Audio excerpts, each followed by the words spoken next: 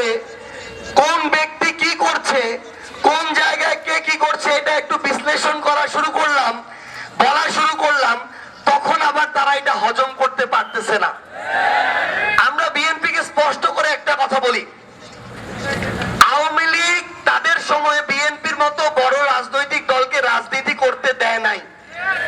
14, 18, 24-এর 3টা লুটপাটের নির্বাচনের পরে বিএনপি কে নিয়ে আমাদের সবারই এমন একটা মনে হচ্ছিল যে শেখ হাসিনার মরার আগে পর্যন্ত মনে হয় শেখ হাসিনা আর কাউকে রাজনীতি করতে দিবে না।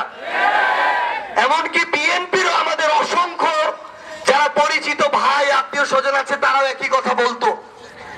সন্দেহ তৈরি হয়ে অক্টোবরের 28 তারিখের যে বিএনপির বিশাল বড় মহাসমাবেশ, সেটা যখন সফল হলো না, বিএনপির মধ্যেও সন্দেহ তৈরি হয়েছিল যে আদৌ কি আমরা এই স্বৈরাচারকে হটাইতে পারবো কি পারবো না।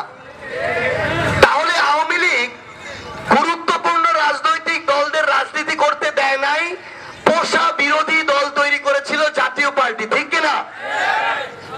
2 বছর যেতে না যেতেই পোষা বিরোধী দলের কোনো অস্তিত্ব নাই, আওয়ামী লীগের অস্তিত্ব এখন আইনগত ভাবে নাই, আগামীতে রাজনৈতিক ভাবেও থাকবে না ইনশাআল্লাহ।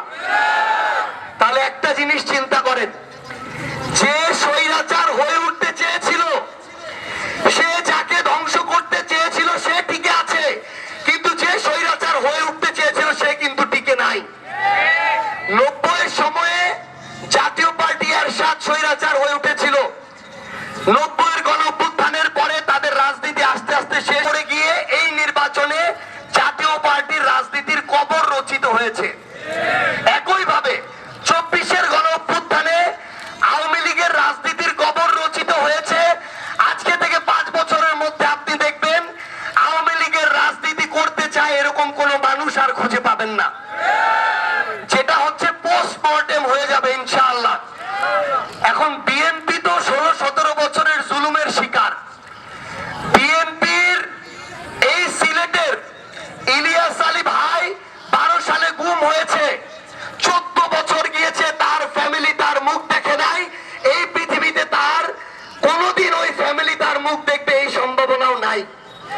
তাহলে যেই দল গুমের শিকার, খুনের শিকার, মিথ্যা মামলার শিকার, হামলার শিকার, যেই দল 17 বছর জুলুমের শিকার, যেই দল আমার সাথে জুলাই একসাথে আন্দোলন করলো, সেই দল যদি নতুন করে সৈরা বলে দিচ্ছি আমরা সেই দলকে স্বৈরাচার হইতে দিব না।